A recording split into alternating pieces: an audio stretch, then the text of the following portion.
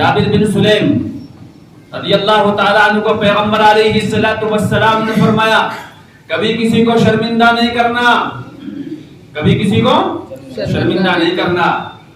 ایک صاحب گئے 40 دن کی جماعت میں، بیچارہ جب جماعت سے فارغ ہو گیا اس نے 5 ٹائم کی نماز پڑھنی شروع کر دی تو سوچ میں کھا کے بلی حج کرنے جا رہی ہے، بندہ بلی یہاں بیٹھ کے لمبی لمبی نمازیں پڑھ رہا، اس کو شرم دلائی جا رہی ہے، اس کو شرمندہ کیا جا رہا۔ ایک صاحب کا نماز میں موبائل بج گیا، جس وقت اس کا موبائل بجا اسے خود شرمندگی ہوئی، یار نماز میں موبائل بج گیا، میں بند کرنا بھول گیا، وہ خود پانی بن چکا ہے۔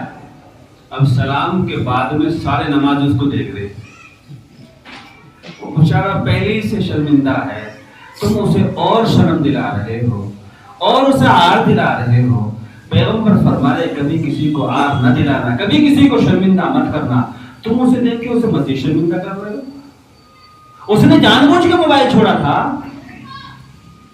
اسے پتا تھا فون آئے گا، نہیں بھائی اس سے ہو گیا، اس نے وہ بھی نماز میں آیا تھا، وہ جان بوجھ کے اس نے موبائل کو آن نہیں چھوڑا، بھول گیا بیچارہ، غلطی اس سے ہو گئی۔ اس غلطی کی سزا سارے نمازی، امام صاحب بھی، مؤذن صاحب سارے نماز دیکھ رہے، اگر شرم نہیں آتی تجھے موبائل پہ، تم موبائل پہ کھڑا نماز میں؟ بیچارہ سوچتا ہے آج تو بڑی مشکل سے نماز میں آیا تھا، آج ذلیل کر دیا، اب نماز میں نہیں آیا۔ یہ میں جھوٹ بول رہا ہوں؟ یہ گزرتی نہیں؟ میں جھوٹ بول رہا ہوں؟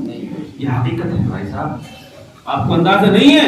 وہ سالوں مہینوں میں آج کسی کی محنت سے، کسی کے سمجھانے بجھانے سے، اللہ کی فضل سے آج وہ مسجد میں آیا تھا۔ اسے نہیں پتا تھا مسجد کے نظام کا، اسے نہیں پتا تھا رول رسول کا، وہ بیچارہ سیدھے ذہن سے، خالی ذہن سے اللہ اکبر کہہ کے نماز میں شرکت کر لی، اور تم نے تو اس کو جنازے نکال دیا۔ وہ آئے گا نماز میں؟ نہیں۔